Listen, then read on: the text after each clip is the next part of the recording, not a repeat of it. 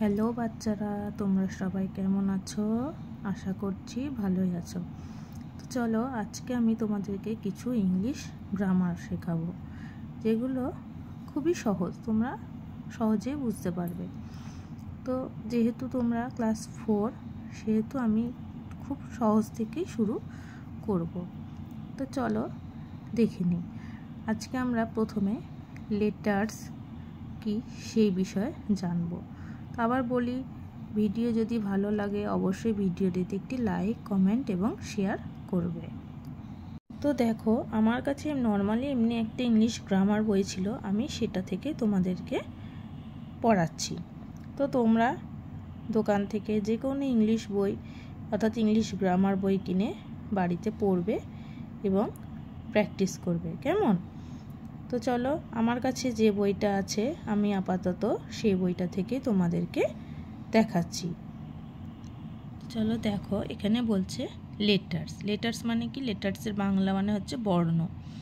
তো চলো আমরা এখানে দেখি ডেফিনিশন মানে হচ্ছে সংজ্ঞা। লেটার সম্পর্কে কি বলছে না, a letter is a written or printed sign representing a sound used in speech. এর বাংলা মিনিংটা কি না, বর্ণ হলো অর্থাৎ লেটার, এ লেটার মানে হচ্ছে বর্ণ। বর্ণ হলো একটি লিখিত বা ছাপানো সংকেত যা কথায় ব্যবহৃত ধ্বনিকে বোঝায়। তাহলে বর্ণ হলো কি, যে একটা লিখিত মানে যেটা লেখা হয় বা ছাপানো হয় সেটার একটা সংকেত যা কথায় ব্যবহৃত ধ্বনিকে বোঝায়। এই যে আমরা যেটা কথায় বলছি, এই কথাতে কিন্তু আমরা বর্ণ ব্যবহার করছি। আগের দিন তোমাদেরকে আমি ব্যাকরণে দেখিয়েছি যে বর্ণ কোনগুলো, অর্থাৎ অ, আ, হ্রস্ব ই, দীর্ঘ, এগুলো হচ্ছে বাংলায় এক একটা বর্ণ, ইংলিশে যাকে বলছে লেটার। এরকম ইংলিশে সেরকম মোট 26টি লেটার আছে। তোমরা সবাই জানো ABCD, এ থেকে জেড পর্যন্ত তোমরা সবাই পারো পড়তে এবং লিখতে। তো দেখো ABCDEFG এরকম এ থেকে জেড অবধি আমাদের মোট কটা লেটার আছে না, 26টি লেটার আছে। ঠিক আছে, এগুলোকে বাংলায় বলছে এক একটা বর্ণ। এ একটা বর্ণ, বি একটা বর্ণ, আর ইংরেজিতে বলছে এ একটা লেটার, বি একটা লেটার। এবার দেখো বলছে উপরের 26টি বর্ণকে একত্রে অ্যালফাবেট বা বর্ণমালা বলা হয়। আমরা কিন্তু বাংলা ব্যাকরণও পড়েছিলাম কি না, বর্ণমালা। এক্ষেত্রেও অ্যালফাবেট বলছে, ইংলিশে বলছে কি 26টি বর্ণ, অর্থাৎ এ থেকে জেড পর্যন্ত সমগ্র প্রায় 26টি লেটারকে একত্রে বলছে কি অ্যালফাবেট। ইংরেজি লেটারগুলিকে দুইভাবে লেখা যায়। দেখো, একটা বলছে ক্যাপিটাল লেটার্স আর একটা হচ্ছে স্মল লেটার্স। ক্যাপিটাল লেটার্সটা কি, যেটা আমরা বলি বড় হাতের অক্ষর। সবসময় আমরা বলি বড় হাতের অক্ষর দিয়ে লেখো, বড় হাতের অক্ষর দিয়ে লেখো। এবার একটা হচ্ছে কি স্মল লেটার্স, যেটা হয় না ছোটো হাতের অক্ষর। তো এই অবধি বোঝা গেল কি বললাম। তাহলে আমরা ইংলিশে কটি বর্ণ আছে বা কটা লেটার আছে? 26টি লেটার। সেই 26টি লেটারকে অর্থাৎ একত্রে এ থেকে জেড পর্যন্ত একত্রে 26টি লেটারকে কি বলা হয় না, অ্যালফাবেট। তো এবার দেখো, আমি তোমাদেরকে খাতায় লিখে বোঝাচ্ছি। দেখো, অ্যালফাবেট, অ্যালফাবেটকে আমরা দেখো অ্যালফাবেট,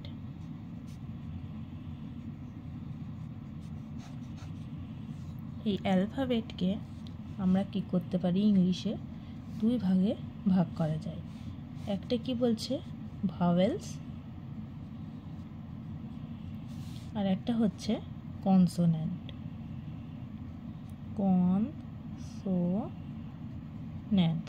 আচ্ছা, তোমরা আগের দিন আমি বাংলা ব্যাকরণে পড়িয়েছিলাম স্বরবর্ণ আর ব্যঞ্জন বর্ণ, মনে করে দেখো তো।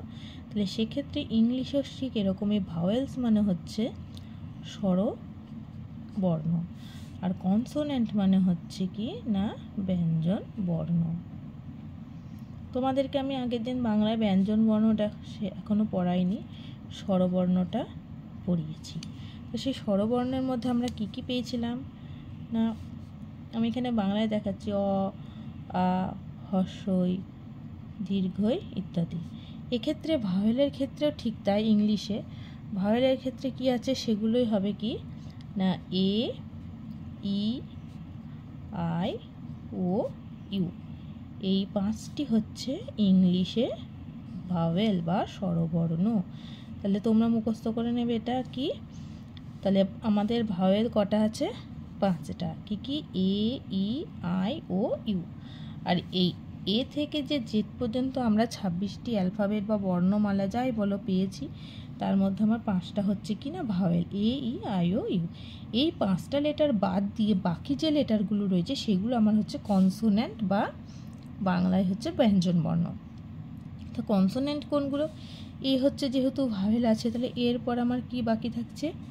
বি, তারপরে থাকছে সি, ডি, ডি এর পর কি ই, কিন্তু ই এখানে হবে না, দেখো ই আছে ভাওয়েলসে, তাহলে ই এর পর এফ, জি, এইচ, আই হবে না, আই হচ্ছে ভাওয়েল, তাহলে I, J, K, L, M, N, O হবে না, P, Q, R, S, T, U vowel, V, W, X, Y, Z.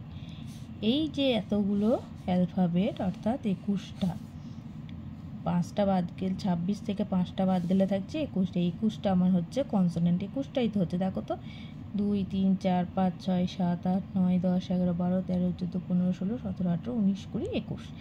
21টা হচ্ছে আমাদের কনসোনেন্ট বা ব্যঞ্জন বর্ণ।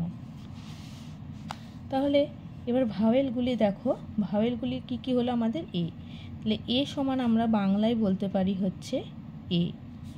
ই কে কি লিখতে পারি? ই সমান আমরা বাংলায় লিখতে পারি আই, আর আই বলতে হর্ষই, ই সমান হচ্ছে হর্ষই। আর আই সমান কি? আই সমান হচ্ছে, আইকে আমরা আ হর্ষই আই বলছি। ও সমান হচ্ছে ও, আর ইউকে আমরা বলছি ইউ। এটা হচ্ছে এ ই আই ও এর বাংলা উচ্চারণ। তাহলে এইটুকুনি বোঝা গেল। তাহলে এই যে ভাওয়েলস আর কনসোনেন্ট।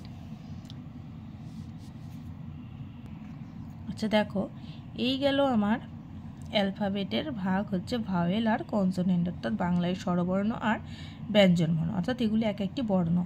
এবার দেখো, আমি যদি স্বরবর্ণ আর অর্থাৎ ভাওয়েল এবং কনসোনেন্ট থেকে কিছু শব্দ নিয়ে একত্রে বসাই, দেখো তো এখান থেকে আমি কনসোনেন্ট থেকে নিলাম যেমন বি, ভাওয়েল থেকে নিলাম এ, আর কনসোনেন্ট থেকে নিলাম এ, বল, বি এ ডবল এল। এই 4টি অক্ষর বা লেটার একত্রে যুক্ত হয়ে আমার কি উচ্চারণ হলো? না বল। ঠিক আছে, এই বল মানে আমরা কি জানি? না খেলার বল। তাহলে দেখো এখানে এগুলি কি এক একটা লেটার, এগুলিকে এক একটা লেটার। এই এক একটি লেটার অর্থাৎ এখানে আমার আছে মোট 4টি লেটার। এই 4টি লেটার একত্রে যুক্ত হয়ে একটা অর্থপূর্ণ শব্দ তৈরি হলো। দেখো, একটি অর্থপূর্ণ শব্দ তৈরি হলো। এটাকে আমরা বলছি কি? না ওয়ার্ড। এটাকে আমরা কি বলছি? ওয়ার্ড বা শব্দ, যেটার অর্থ থাকবে। অর্থ থাকতে তাহলে বলছি কি না, কতগুলো বর্ণ বা অক্ষর বা লেটার, ইংলিশে লেটার যদি পাশাপাশি বসে একটি নির্দিষ্ট অর্থপূর্ণ শব্দ তৈরি করে, তবেই তাকে আমরা বলছি কি? না ওয়ার্ড। যেমন আমি এখানে যদি লিখি, ধরো ডাব্লিউ ভি ওয়াই আর, এটা কি কোনো একটা শব্দ হচ্ছে তৈরি বা এর কোনো মানে হচ্ছে? এটা মানে হচ্ছে না, এটা সম্পূর্ণ কি মিনিংলেস। তাহলে এটা নট ওয়ার্ড, এটা ওয়ার্ড নয়। তাহলে আমার এটা কি? এটা আমার ওয়ার্ড নয়, কিন্তু আমার এটা হচ্ছে কি না একটা ওয়ার্ড, যেটা কিনা আমার অর্থপূর্ণ শব্দ তৈরি করছে। তেমনি আমি এখানে যেমন বলতে পারি BIRD, এটা কি? বার্ড। বার্ড মানে কি? আমরা জানি পাখি। তাহলে এটা আমার একটা শব্দ, তাই তো। EYE আই, আই মানে কি? আই মানে হচ্ছে চোখ, এটাও আমার একটা শব্দ জানি। কিন্তু আমি যদি এখানে লিখি BTA, এটা ওয়ার্ড? এটা নট ওয়ার্ড। OOKB, এটা কি ওয়ার্ড? Not word. তাহলে আমার এগুলো কোনো ওয়ার্ড নয়। তার জন্য বলছে, তাহলে আমরা তাহলে এখানে একটা কি পেলাম? লেটার শিখলাম প্রথমে। এবার আমরা পেলাম কি? না ওয়ার্ড। কি পেলাম? কতকগুলি লেটার পাশাপাশি বসে একটি নির্দিষ্ট অর্থপূর্ণ যদি শব্দ তৈরি হয় তখন সেটাকে আমরা বলছি কি না ওয়ার্ড। তাহলে বোঝা গেল তো, লেটার্স হলো এবং ওয়ার্ডস আমি তোমাদেরকে আজকে বোঝালাম। তাহলে আজকের ভিডিওটা এই অবধি থাক। তো তোমরা বাড়িতে অ্যালফাবেট আর লেটার, ওয়ার্ড এগুলো বাড়িতে পড়বে এবং প্র্যাকটিস করবে। যদি কোনো অসুবিধা হয় আমাকে কমেন্ট বক্সে অবশ্যই জানাবে, জানাতে ভুলবে না, ঠিক আছে? তাহলে ভিডিওটি আজকে এই অবধি থাকলো। তোমাদের কেমন লাগলো তোমরা অবশ্যই কমেন্ট বক্সে জানাবে। আর আমার পড়ানো যদি তোমাদের ভালো লেগে থাকে তাহলে অবশ্যই চ্যানেলটিকে সাবস্ক্রাইব করবে, ভিডিওটিতে একটি লাইক দেবে, কমেন্ট করবে এবং শেয়ার করবে, ঠিক আছে? তো ভালো থেকো, আজকের মতন বাই।